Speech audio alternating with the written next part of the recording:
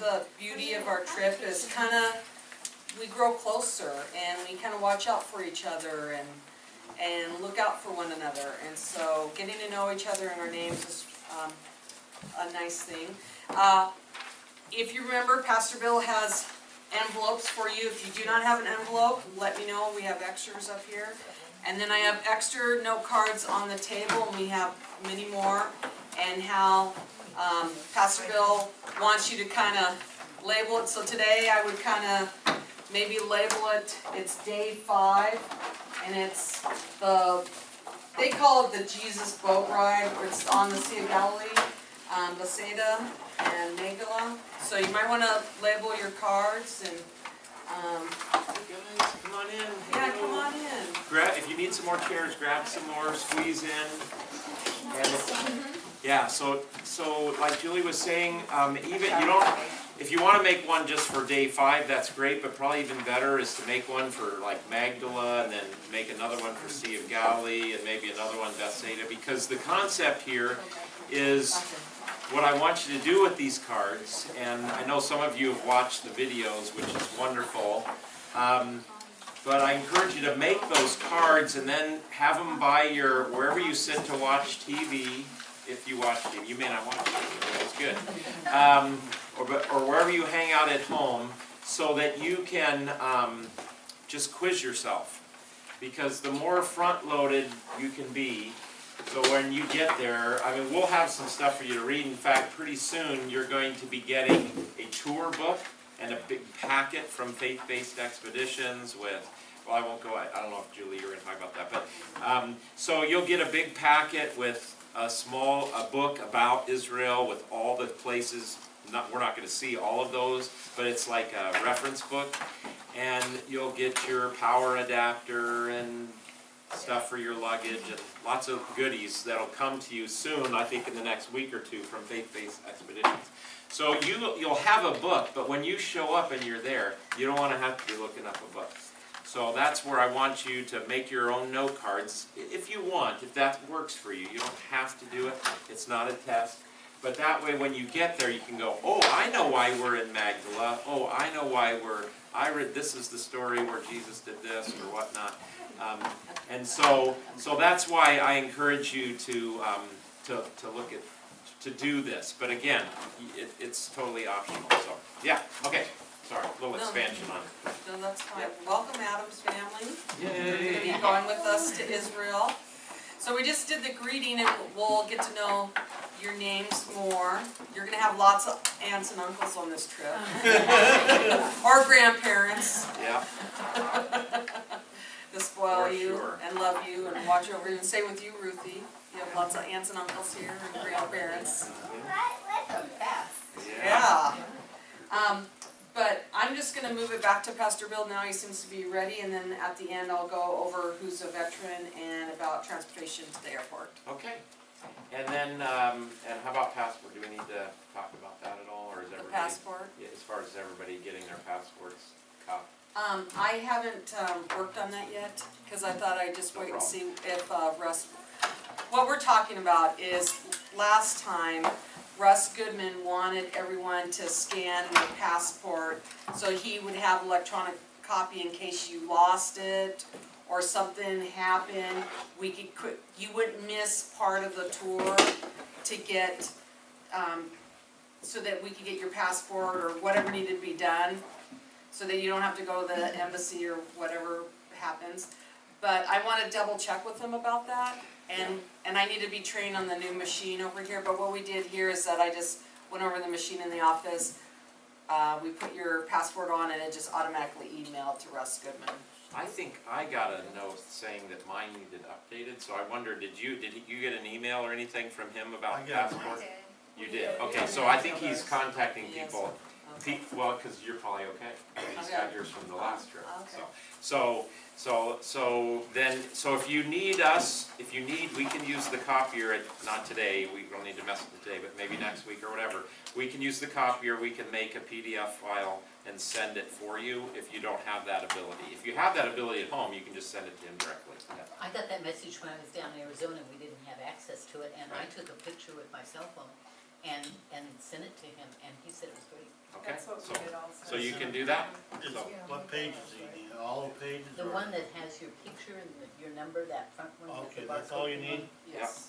yep, so, Great if, idea. So we signed up late, so it's probably why I haven't gotten that yet, maybe? But you could easily do that. right, so But you, who do I?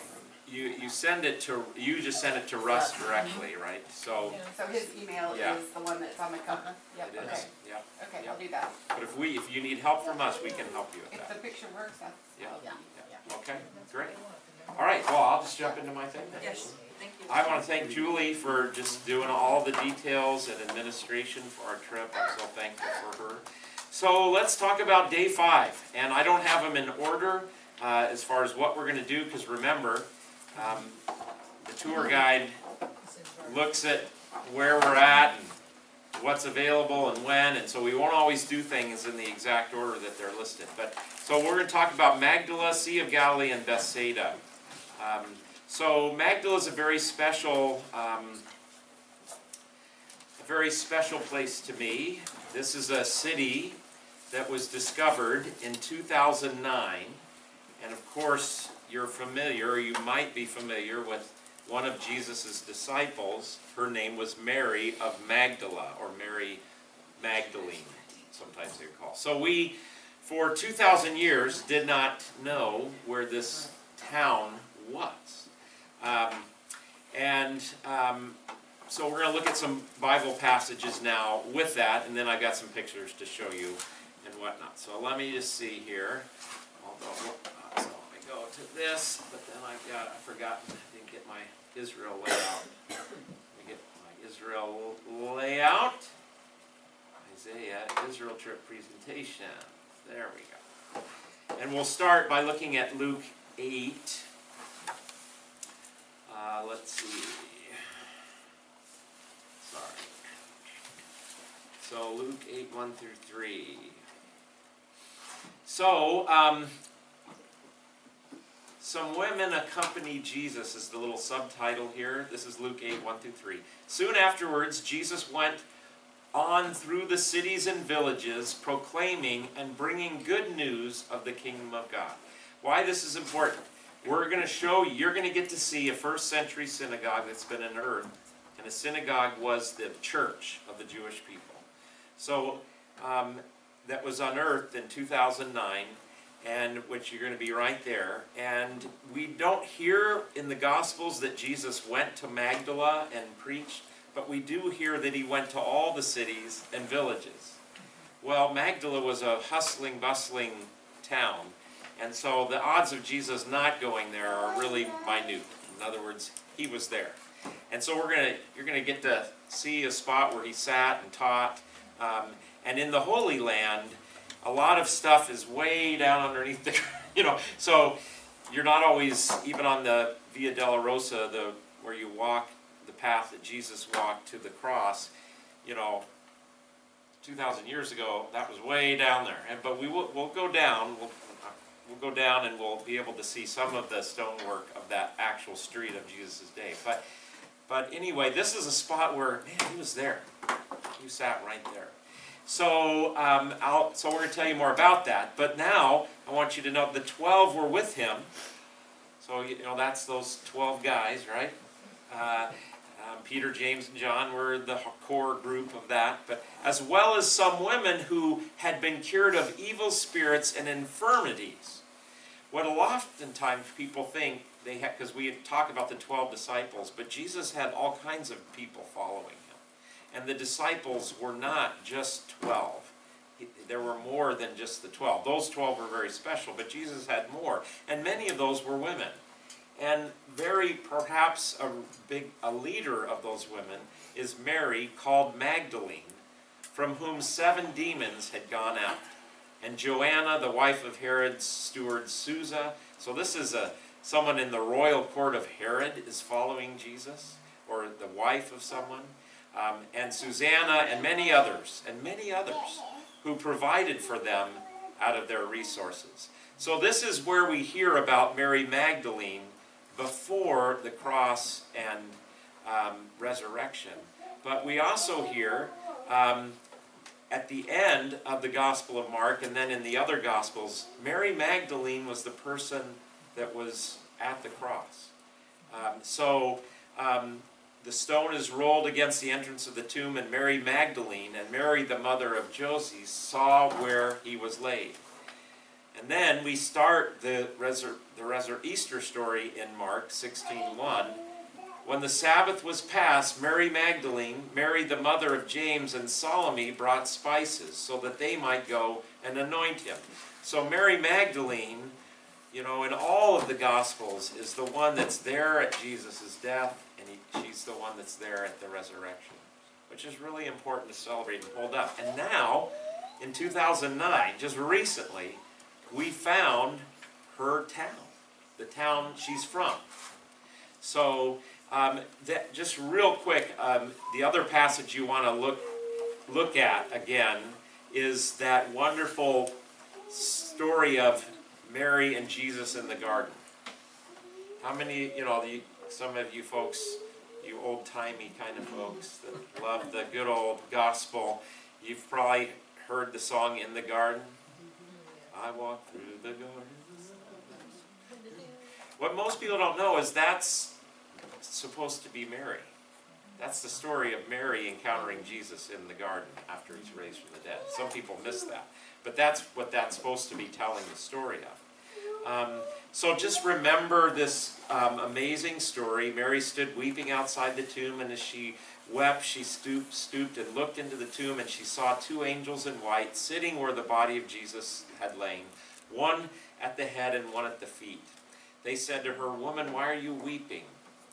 Notice here too where you see the angels are at. Where are they at? Head and the foot. If you went back to the Old Testament and looked at the descriptions of the Ark of the Covenant, you've got a seraphim at the head and at the foot. And so it's just an interesting maybe connection here that maybe there's a whole new place, mercy seat, because the Ark of the Covenant is where they put the 10 Commandments, and then the top of it was called the mercy seat. That's where they'd sprinkle the blood of the animal for the atonement of sins. And so it's just interesting. She looks in, and there's an angel at where Jesus had laid at his head and foot. There may be something to that, may not. They said to her, "Woman, why are you crying?" She says, "Have they taken my Lord? I don't know where they laid him." Having said this, she turned around and saw Jesus standing, but she didn't know it was Jesus. Jesus said to her, "Woman, why are you weeping? Whom are you seeking?" Supposing him to be the gardener, she said to him, "Sir, if you have carried him away, tell me where you have laid him, and I will take him away." And Jesus said to her, "Mary." And that's all it took, and she recognizes him. And so anyway, you can go on and read the story. We don't have time to delve into it too deeply, but I just want to reacquaint you with who is Mary Magdalene. So there's a little bit on Mary Magdalene. So very likely a leader of the women disciples. But now we want to talk about some fact and fiction. I know we have kids here, so let me see how I do this.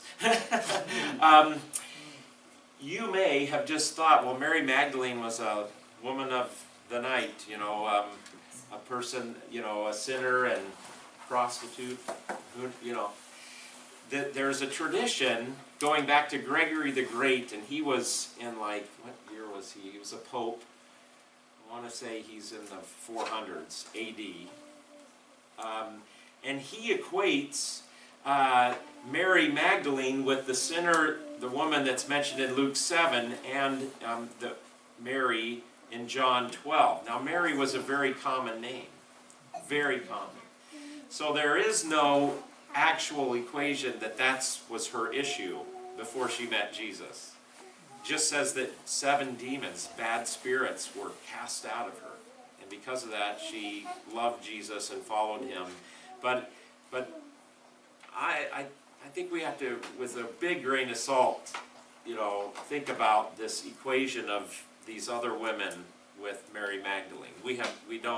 That's a tradition that got started by a pope who, I think I've got it in here. Let's see. Yeah, Pope Gregory the Great. He said, "This woman whom Luke calls a sinner, John names Mary. I believe that she is the same Mary of whom Mark says that 7 demons had been cast out." It is evident, my friends, that a woman who had earlier been eager for actions which are not allowed had used the ointment as a scent for her own body. What she had earlier used disgracefully for herself, she now laudably offered to the Lord. She converted the number of her faults into the number of virtues so that she could serve God as completely in repentance as she had rejected him in sin. Now there's nothing wrong with that, but I just want you to know that biblically, when we just stick with the text, all we know about who Mary Magdalene before she encountered Jesus is that she was possessed by these bad spirits and they were cast out. So does that make sense? Yeah. So it's not a make or break thing, or but it's just a helpful thing. So here's some pictures.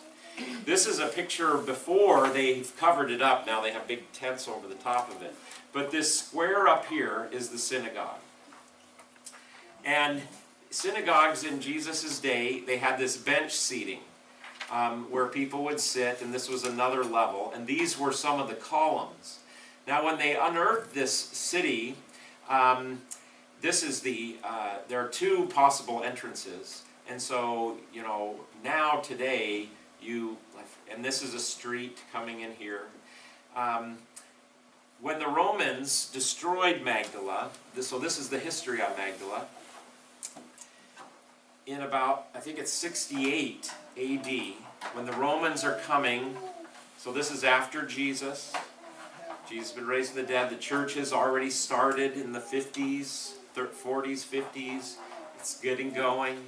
But there was a part of the Jewish religion, they called them zealots, and they wanted to get rid of the Romans, and so they would do these rebellions, and the Romans had had enough. This is a very short Cliff Note version. And the Romans started to invade from the north, and so Magdala's up in the north, and in 68 AD, they come and they destroy Magdala. And then in 70 AD, they get to Jerusalem. So, but when the Romans would destroy a city, they would just cover it up. They just destroy it and maybe fill it in with dirt and build on top of it. What happened here, and you can see these columns, the four columns of the, they found some of them over at fortressing the gate to the city, because they had taken them out of the synagogue in order to keep the Romans out. And they wondered, why were they over there? Well, then they go, oh, they had taken them when they were being invaded to keep. So you'll see here, this is mosaic tile from Jesus' day that he would have walked on and been there when he visited the town of Magdala. This town is amazing. It had fish markets. It had a thriving business. It was not necessarily poor. It was a very Jewish town. And then in the synagogue, there's this Magdala stone. And you'll get to hear more about this Magdala stone when you go there, so I won't talk too much because I have to watch my time. But it's very interesting. And they found this stone, just like it. This is a replica, but they just found it sitting there in the synagogue. Oh, I didn't tell you how they found it, though. So, after the Romans destroyed Magdala, a landslide somewhere, in the next 100 years or whatever, had come and covered the whole thing.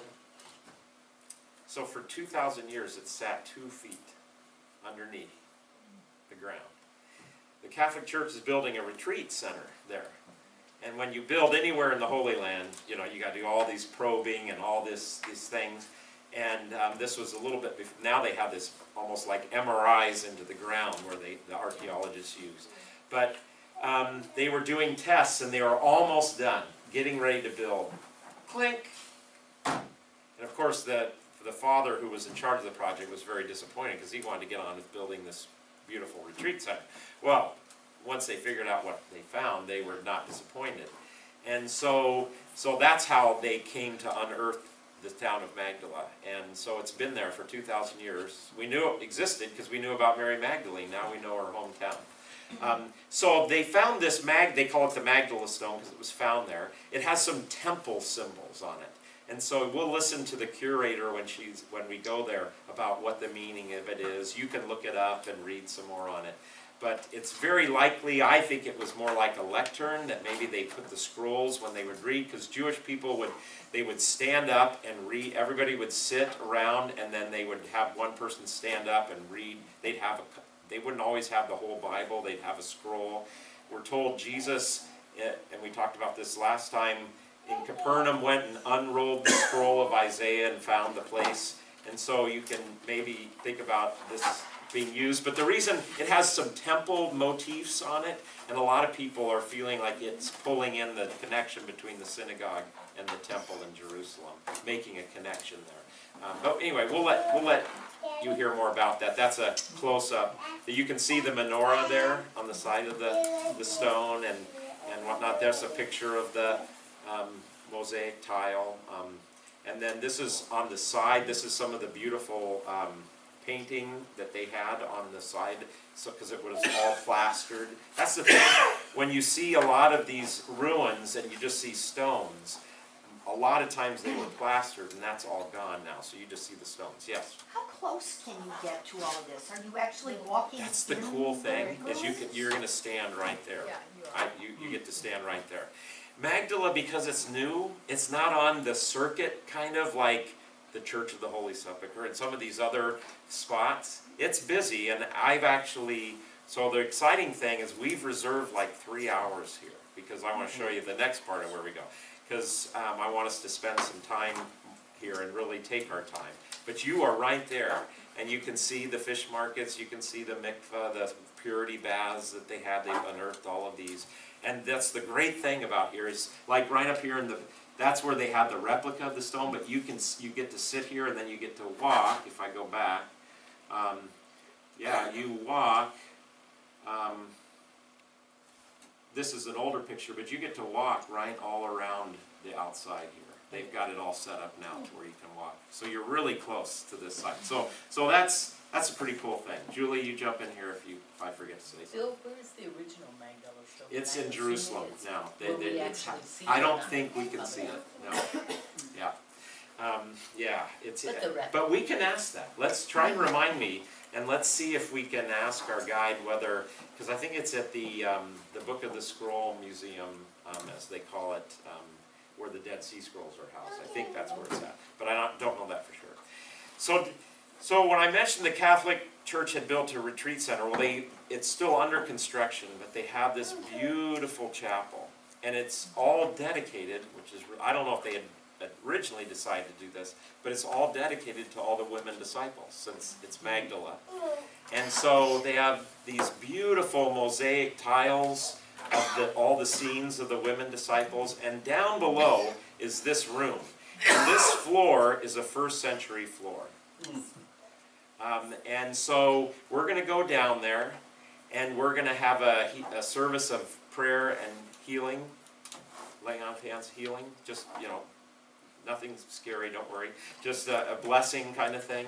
We're going to go down there, and because I want to show you this, one of the most amazing pieces of artwork that I've ever seen. This is a depiction of the woman who touched Jesus' garment. And we don't know where that happened, but it could have happened, on a street just like we're going to be at in this room. And it's just it's beautiful just to look at it on the screen, but to be there in person, it is the size of this wall. So we'll go down there and we'll have time, we'll worship, it'll be really great. So that's Magdala, and we're going to take our time there, and it should be really neat. For some reason, it just touches me each time I go. The other thing that I didn't put the picture in here, but the big chapel they have, the altar is a boat, like a 1st century boat with the sail, and behind it is the Sea of Galilee, because Magdala is right on the Sea of Galilee. So anyway, get you excited about that? All right, cool. Any questions? All right, so Bethsaida, which I didn't spell right, up there should be an I after the A, the middle A there should be an I, Bethsaida. This is a town that we hear about in the New Testament, where many of the 12 disciples are from. This John 1:44 you can put down if you want, but in particular, we've got the, let's see, let me get John 1:44 here.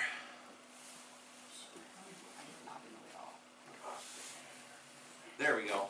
So, the next day Jesus decided to go to Galilee. He found Philip and said to him, "Follow me." Now Philip was from Bethsaida, the city of Andrew and Peter.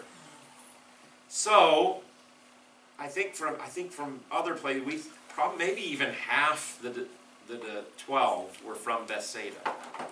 So, now you read this, it's like, wow, I'd like to be there and know what that looked like. So, the problem has been for a long time, and we won't do a ton of archaeology stuff, but I'm kind of a geek on that. I love that kind of stuff. But is that the place that they thought they found that was Bethsaida is a long ways away. Let me see if I can pull it up here. Is a long ways away from the lake. So let's see. So this, you can see where they found the remains of the city of Bethsaida. They found big fishing weights. They found all kinds of archaeological stuff. It's a Jewish city, or town. When I say city, you know, we're not talking very big. A town, a village even, might be better. But look how far it is away from the Sea of Galilee. There's the Sea of Galilee. So a lot of people thought, there's no way this is Bethsaida. It was a fishing village. There's no way that they're going to walk their boats and all of that far. But what we're finding, again through archaeology, is that it's very likely earthquakes and then the decreasing amount of water coming in, is that the lake in Jesus' day went this far. Way up. So now they're like, oh, you know, they're starting to figure it out. So, but for a long time they thought there's no way that's Bethsaida. So we're going to make a quick trip there. We're not going to spend a ton of time there, but I wanted you to see it. Mainly because so much of Jesus' ministry is in the Sea of Galilee area. And I just want you to be there. I want you to just be in places. So now when you read the Gospels, it isn't just some place. It's like, oh, yeah, and I know how far it is from Capernaum to Bethsaida, and from Bethsaida to Magdala, to Nazareth, because, you know, we didn't talk too much about it. We're going to do this Nazareth village experience where you see what life was like in Jesus' day, which I think that's the day 4. I think. So, anyway, but I wanted to just show you that. So it's fun, and I'll have some more little treats for you as far as information about Bethsaida, and I'll see what our tour guide has to say. But Let me jump in here real quick. please. We don't know what to expect, because we didn't go to this location Yes. last time. We may be going to where they always say Bethsaida is, but Pastor Bill just read, when we were talking about the itinerary of the tour, that there's this new location discovered, so we're not sure if we're gonna go to both places or one place and see where it's at, so. I'm working with our tour guide. I want to go to The this, real one? yeah, the one that we're pretty sure it is. Is there any significance to Bethsaida, like any mention from the Old Testament, or what the name means, or anything like that? Beth is house, Uh-huh, so like Bethlehem. yeah. Lechem is bread, so Bethlehem is house of bread. That's what Bethlehem means. Bethsaida is house of fishermen. Bethsaida is fish or fishermen. So that's what the city means. Yeah. Well, that's interesting. Yeah. So good. So there's in Mark 6 and 8, there's a feeding story that happens in Bethsaida, and a really important healing story. So you can look those up as you wish. But so that's a little bit about Bethsaida and why we're going to go there. Yeah. Now the last thing, it has kind of a tragic ending. In Luke 10:13, let me just whoops, sorry. Let me just go there real quick.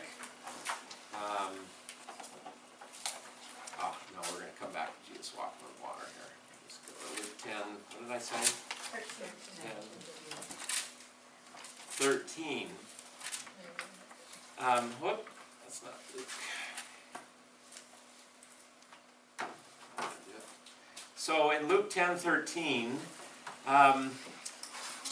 as Jesus is preaching, he says, "Woe to you, Chorazin! Woe to you, Bethsaida!" Oh my goodness, that's the hometown of some of the disciples.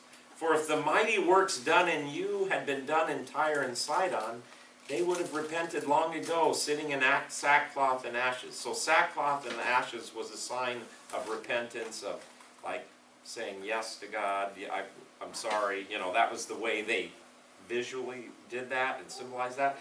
But so Jesus says, "But it will be more bearable in the judgment for Tyre and Sidon than for you. And you, Capernaum, will you be exalted to heaven? You shall be brought down to Hades. The one who hears you hears me. The one who hears you hears me, and the one who rejects you rejects me, and the one who rejects me rejects him who sent me." So this is kind of a quote. What he's saying, this is kind of not necessarily a curse, but I think in one of the other Gospels it actually says Jesus kind of, you know, because these towns, they had Jesus. He did all these miracles. He did everything, and they didn't. It's like, and the interesting thing, you know, we're all on a journey of faith in one form or another, and we're all in different places in our faith journey. I want you to know you have space here on this trip, wherever you're at in your faith journey. But a lot of times people say to me, "Oh, if I'd have been there. If I'd have been there and I just saw Jesus, you know, turn the water into wine or heal that person, I'd believe." Well, there were lots of people who saw it who didn't believe. So I'd like to see it too. And one of the powerful things about us being on the ground is it just brings it, makes it more real for you in a way that I can't really put into words. But just interesting. So so Bethsaida also has kind of a tragic end because it disappears in the dustbin of history as well.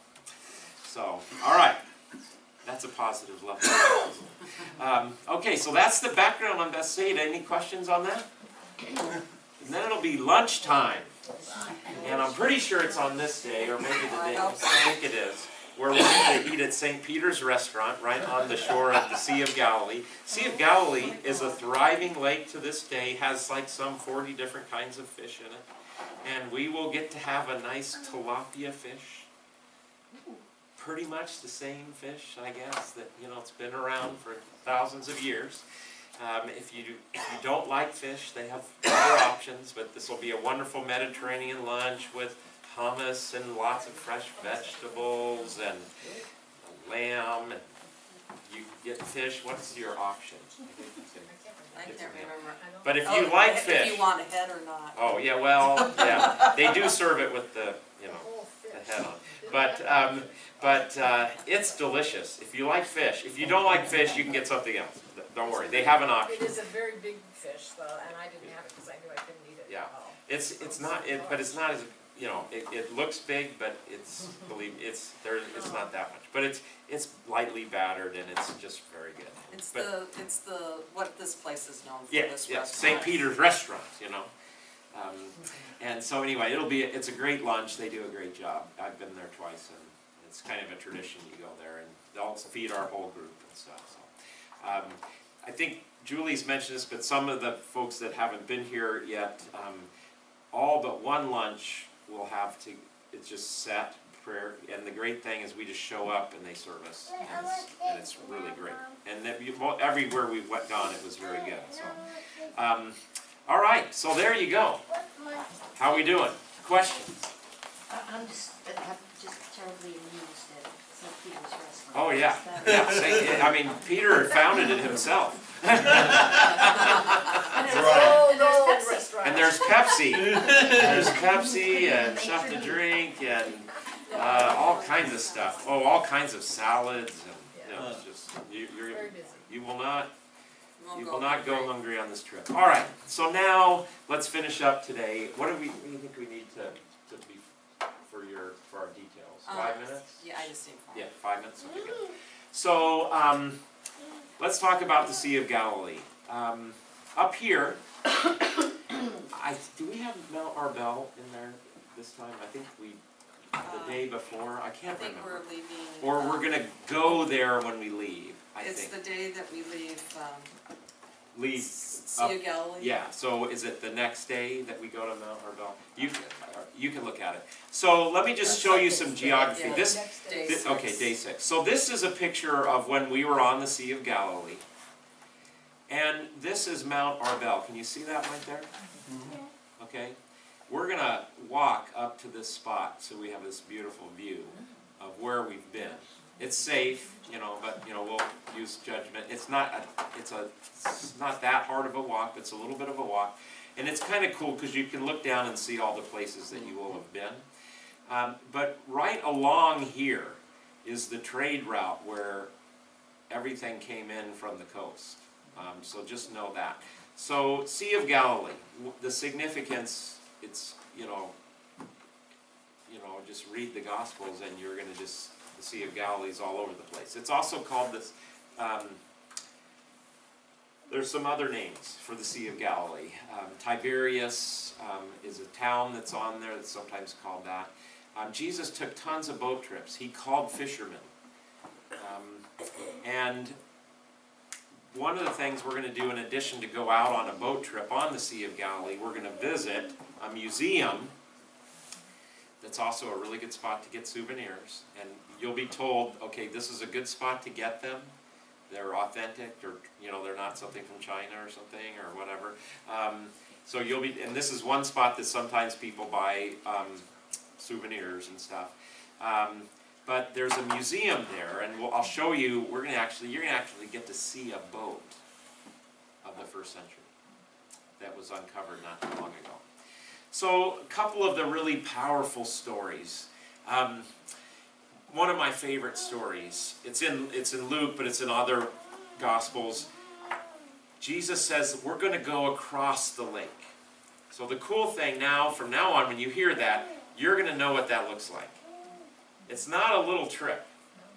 And know that the Sea of Galilee, and gosh, I had a lot to prepare for today, but the Sea of Galilee, that little lake up there, okay, and then the Dead Sea down below. I could probably just pull it quick. I could do this real quick here. Let's just do this. Let's go to my tools, and let's go to Atlas, and let's just pull something up here with the Sea of Galilee on it. Biblical world, let's go down here. Computer's struggling to catch up with as fast as my brain works. Life of Jesus, here we go. Let's do Jesus in Galilee, that'll work. Alright, so here's the Sea of Galilee, can you see that? Yep. Chorazin here, Bethsaida's up here, Capernaum's right here, Magdala's over here. They're just not mentioned in this particular map. But so most of Jesus' ministry that we're going to spend time at is up here in the north, and the north, what would this be, west side of the Sea of Galilee. What we found out through archaeology is that this was the Jewish section. Like when we unearth artifacts, we don't find any pork bones. That's the way you know that it's not a Jewish city, because there's lots of pork bones. Like us, we love pork. At least I do.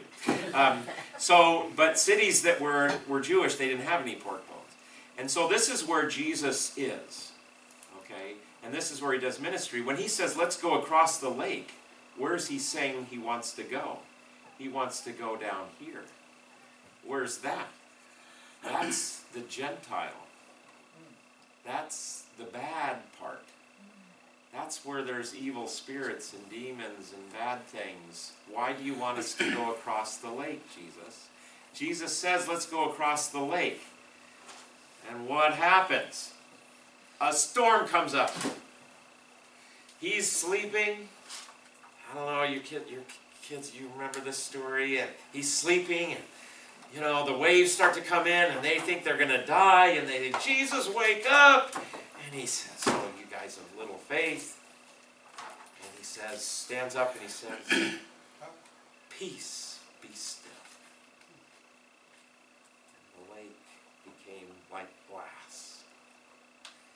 they realize, wow, this guy even has power over the wind and the waves and the sea. And that says, who has power over that? Well, that's God. And they were in awe and they were shocked. And then Jesus says, well, let's go, let's keep going. I'd be like, okay, we survived, let's go home. Yeah. He says, no, let's keep going. And they go across over here. And the first thing they get out of the boat, what do they encounter? An evil spirit. And this is the story where Jesus, the evil spirit is legion, you know, all these bad, and he casts them off into the pigs. Why, there wouldn't be pigs if it was over here, because that's a Jewish thing. So, and the pigs get drowned in the water and all this. So anyway, so now we'll look at that story in more depth on the boat, as well as some other stories that, you know.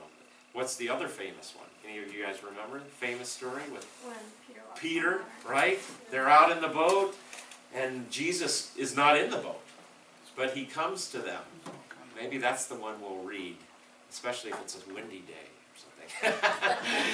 and you know, and Peter walks on the water for a little bit. So that text is here.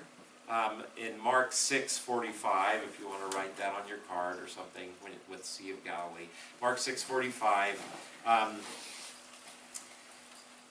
And so, anyway, but it's also in some of the other Gospels. I think Matthew has Peter, you know, walking on, or Jesus walking on the water here. The one with Peter going out, I believe, is in Matthew. So, yeah. Okay, so the Sea of Galilee, it'll be very fun. Now, in addition to going out on the boat, whoops, my PowerPoint slide, we will get a chance to, oh, there you go. So Matthew 14 is your text for the walking on the water, 14:22.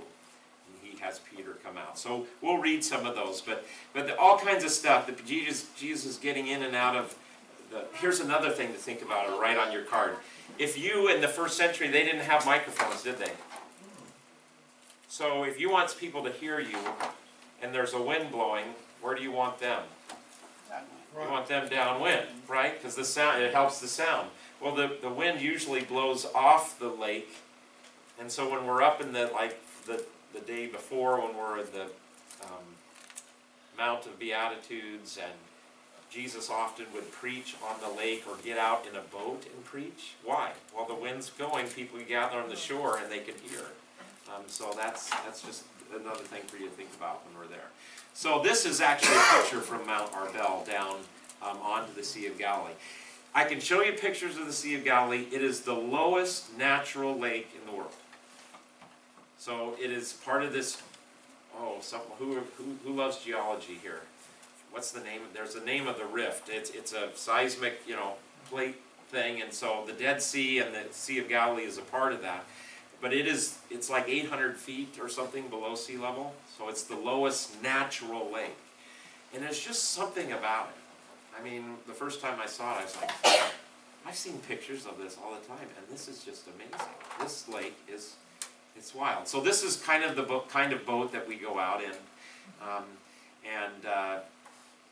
So here's me on the lake. I've got I'll have a little microphone on, and you'll have your little earpiece. And so wherever you are, I can talk and you can hear. So, and it really is a neat device, so that even if we're in a crowded place in Jerusalem, I can talk to you, or a tour guide can talk to you, and you'll be able to hear, even if it's crowded. So, yeah. totally awesome. Yeah.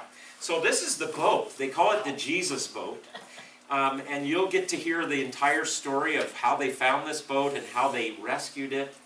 But as the lake has kept going down, this is a boat from the first century that houses about 10 to 12 people. And it was a fishing boat. They found mosaics of first century mosaics of what a fishing boat looked like in Jesus' day. And so this is a projection of a mosaic of Jesus's, and that's what this boat would have looked like when it was all together. they found this boat in the mud. It had been submerged and because the way it got submerged, it was protected from oxygen and whatnot. They'll explain why it was preserved, but all the wood was like sponge, so they basically surrounded this thing with some plastic poly like foam to get it unearthed and out. And so this will be in a museum that you can just walk right up to and see, and our tour guide will get us there. So that's kind of a fun. You can think about what a boat would have looked like in Jesus' day. How long do you think it would have taken them to get across the Sea of Galilee? You know, depending on the wind, and if they had the wind, but it's I would think at least a half a day to a day. It would take a whole. I mean, it's again just of course depending on what the wind was doing, because they did have sails and stuff. But it's a good piece, and that's what's cool is you'll be like, it's not like some little lake here in Washington, like, you know, let's go across the lake. How many of you been to Tahoe? I have, yeah, I was thinking that, yeah. It's a little bit like Tahoe size. Well, wouldn't the lake been larger then? Yes, it was larger. Yeah, it was larger. That's what they're discovering, and that's why also we found their little docks and stuff like that because the water is receding. Where we did our, reaffirmation of our baptism, Yes. didn't they have a marker of how far down the sea we I got? think they Like, did. remember. I think they did. It was quite a Yeah, long. yeah. Well, quite a depth. and that's especially true when we get to the Dead Sea. That's the one where you really see it. Oh, yeah. We're going to affirm our baptism in the Jordan this time, instead of the Sea of Galilee. So that's day 5. Was it breezy when you were there? I mean, if it's a fishing, if they're relying on the wind. Yeah. It wasn't in the morning, but it When we was- went out on the boat, I remember it being pretty calm. It was calm Yeah. and cool, because we Yeah. went at 8 o'clock in the morning. And the reason why you can totally see, just like Lake Tahoe, which is what I kind of grew up around, or not grew up, I spent a lot of my young adult life in that area. From the Golan Heights and the water the wind just races down there, and so they have really, severe storms that whip, so disciples being worried about drowning was a real, that's totally a realistic thing that could happen. So yeah. Okay. Cool. All right. I'll hand things over to Julie that will do these. We'll be doing more details as we get further, but. Did you wanna go back to the slide where you're on the boat? Sure. So, I would say Pastor Bill has a pullover. I had a pullover and I had my sweatshirt jacket, and it was a little chilly, but this is just an idea of what to think of what to bring. I mean, I have my down coat with the furry top, but that's not something that I brought on the trip.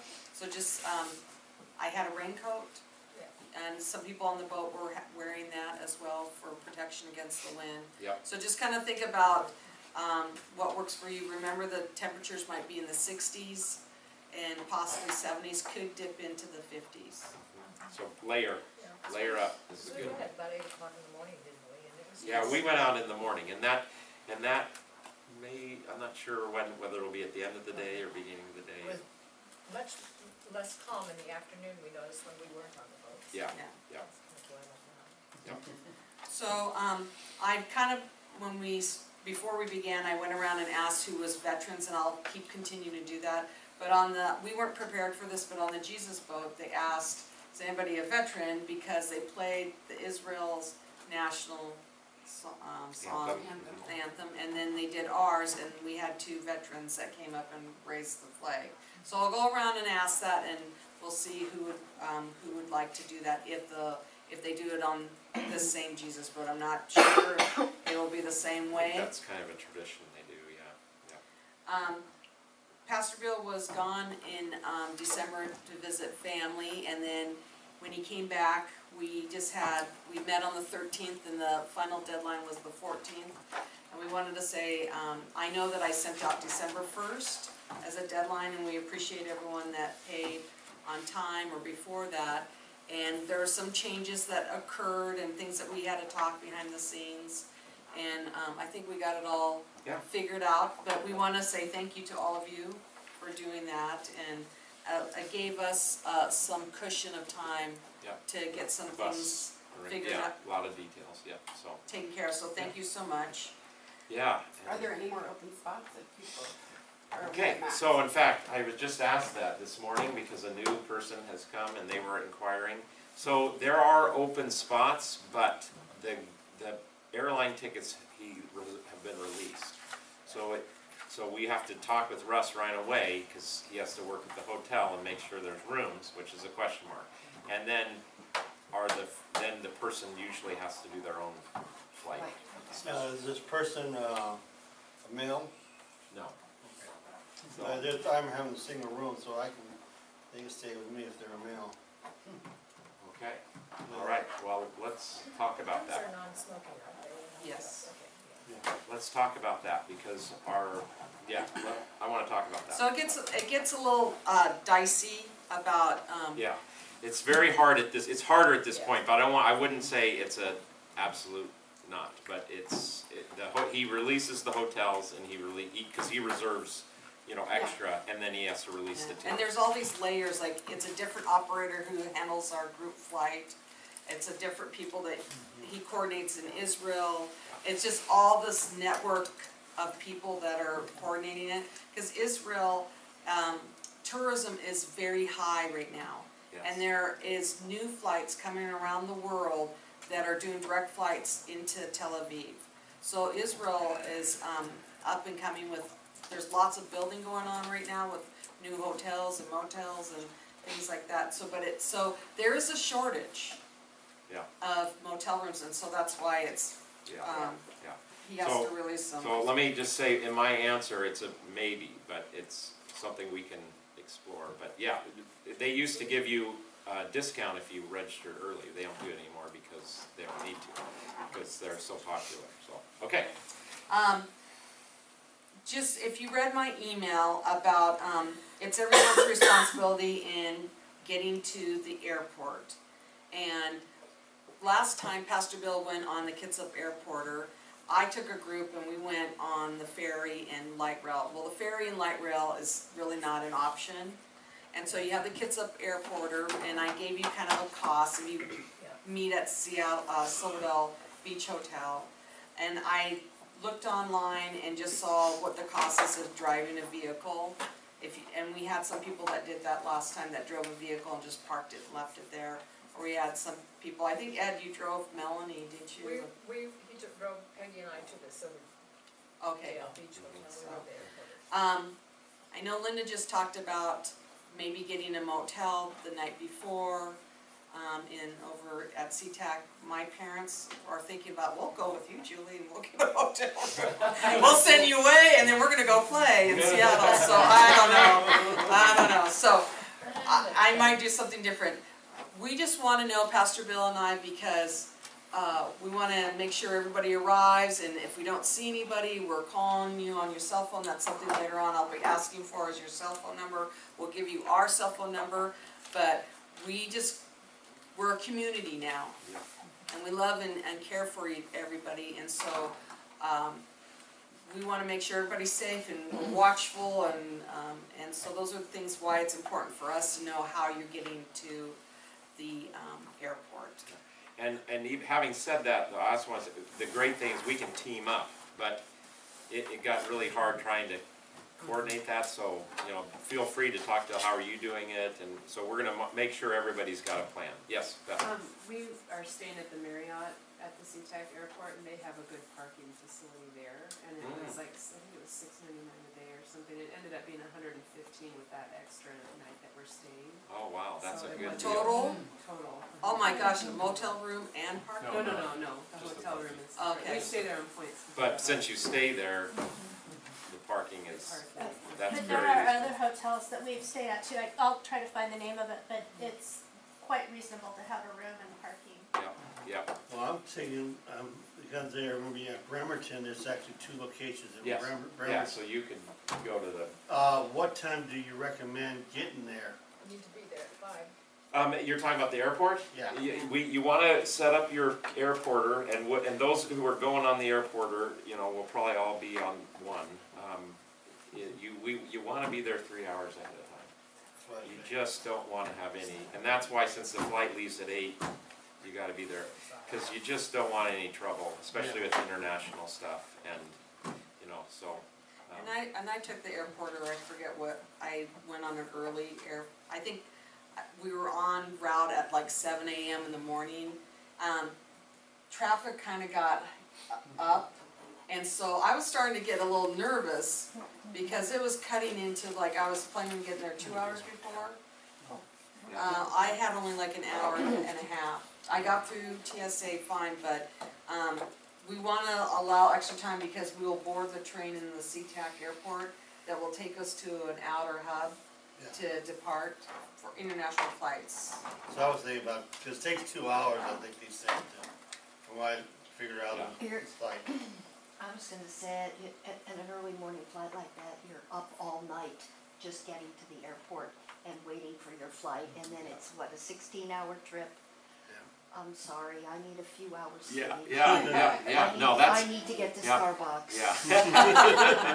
And that is the challenge of our flight itinerary this time, but it's actually gonna, when we get there, it's gonna be really a good scenario, so it's gonna be worth it. I appreciate you saying that, Linda, Yeah. because for all the money that we're putting forth on traveling, to save, I don't know, I'm not trying to offend anybody, but Yeah. trying to save a few dollars Yeah, on not getting your rest, Yeah. because we'll arrive in Tel Aviv on the morning of the 26th, we'll get into Tel Aviv at 9:05 AM, we'll probably get to the hotel probably 11 or something like that, and then we'll have the rest of the day on your own till dinner time. But,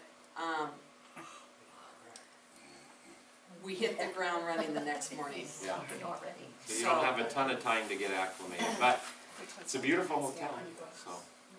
we'll be there the first night and then. All right, I wanna respect your time.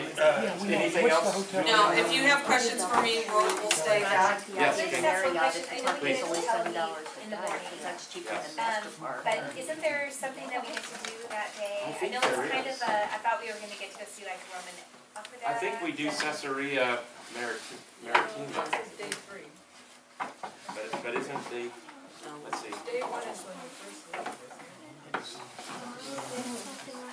Oh, I guess there isn't something that first. There is something kind of on our own. Yeah. So like, we'll talk, but we went and walked the beach and kinda got our jet lag off and. Ooh, bring your swimming suits. Swim in the Mediterranean. Okay, we'll see you next week. And then, so we'll deal with more details as we go. Thank you. All right. Blessing. Yeah, here, I'll close this with a prayer. Thank you, God, for this great time together. Bless us in our preparation. Give us your Holy Spirit. Indeed, as Julie prayed, we pray again for our safety and health and healing in any way needed. And so go with us and be with us until we meet again. In Jesus' name. Amen. Anybody that needs to ask us questions, we're here. We will stick around. That was on the Max Rain first US Navy. Yes, absolutely. Did you need more cards? Is this, you want more, just let me know. Yeah, we'll have more each time. Pastor Bill, Yeah. the Roman Coliseum, the business there, a lot of the residents. Wow, that is perfect. Check Yeah, with look you. And then And then we're gonna Goes meet around, somewhere comes around. That's where we're gonna be, we're not gonna meet outside. We want everybody there. Yeah, 'cause I have to take my seat back with you. I get yours. Plane I'm your ride adopted is aunt long. today. I'm gonna take my seat back. Can I be your adopted We auntie? fly first. See, I haven't even zeroed in on this. Yes. And then the plane I got- There's a small trip. Now, were you guys, did I And give you? small trips, and then we go from Okay, a long flight, I need to like get 9 hours. One is a flight, it's like 8 Yeah. hours. So I had some brothers with the kids. Joe was about that, didn't you? She's gonna miss. So I have extra. This is our first flight, or has it been a? This year, worst time. I saw it. Worst time. That's nice. Oh, that's what it is. I have to be moved into the new building before we leave. Sorry, I just. So it was like, This was. It wasn't bad. my head wanted me that, this was like a birthday party in Florida. Yeah. She was all excited. As soon as we get home, we get home on Thursday, the party is Saturday. I said, I cannot do this, I'm so sorry. I love my head. I cannot do this. She calls me 2 days later. Get the club the following week. Here's the Now second you one. can I am so excited. I have more of these, do you want more of these? Have all of your yeah, so I'm truly flying down, like, I don't know, we're down on Thursday or Friday, and then be back at work on Monday or Tuesday, and losing my mind in the new building where, and by the way, the first day back is in enrollment, which is beautiful, and just finding things that are workspaces. I know. See, I used to travel for work, and so this was my life. I was going someplace. Well, and now I'm kind of like, oh, things, so I don't know if these are copies, What I am excited about is seeing Jerry Brooks. but I can make some copies for you guys.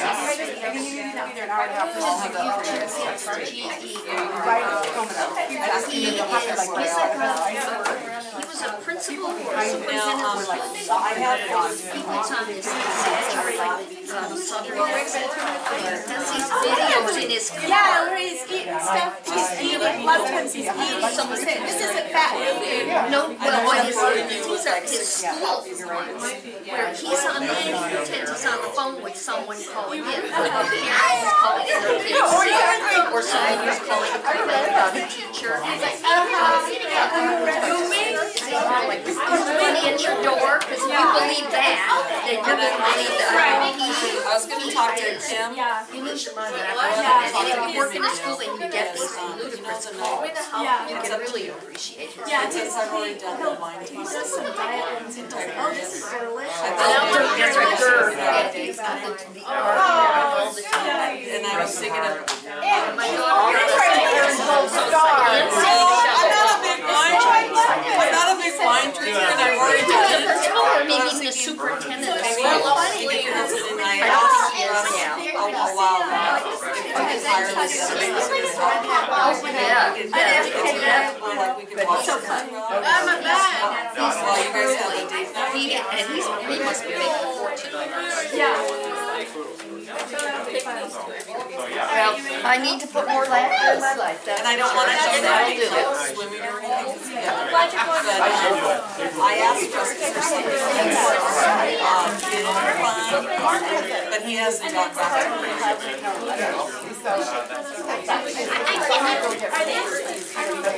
And then I thought like I would have my phone and I'll have the internet. How come your daughter doesn't? I know that we were walking this since before the Yeah. but I thought we could try to see. It don't matter. It don't. I do that. It doesn't matter. Anything in the hotel, just, so I thought that would be kind of a fun thing. So Sophia, we have to do this.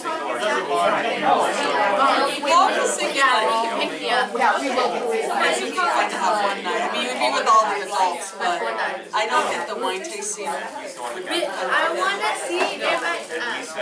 And the guy, it's really fascinating. It's just a short talk, and I think I could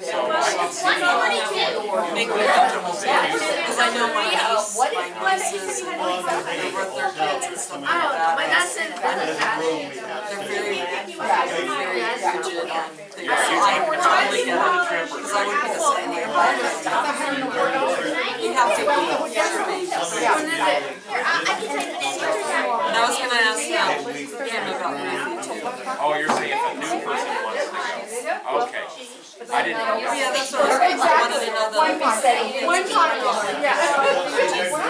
Yeah. much. Right, like if it's a female. How old is Ruthie? Now I'm tracking. Oh, what day is that?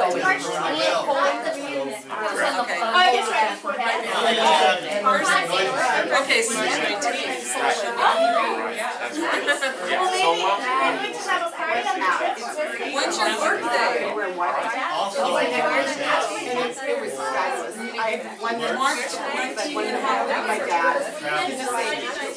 Travis. 3 or 4? I look at it occasionally on my, his wife. You said that we've been trying to. Okay, Now, did you get all the info you needed? I don't have to be a member. Birthday girl. So you won't be Okay, then I'll put them in the note. I know, and I what I was talking about, I was often guessing, thinking we were going to doesn't mind, but I always thought I would watch the videos when you guys go to the White House, have a date night. And then I was like, so I had talked to Russ like 2 months ago, he's not gotten back to me, but we can kind of talk about it. And I was asked him if there was like someone in high babysit to be with me and When you get some of home, his you don't wanna really have to. young You don't wanna have to. like that. But so the white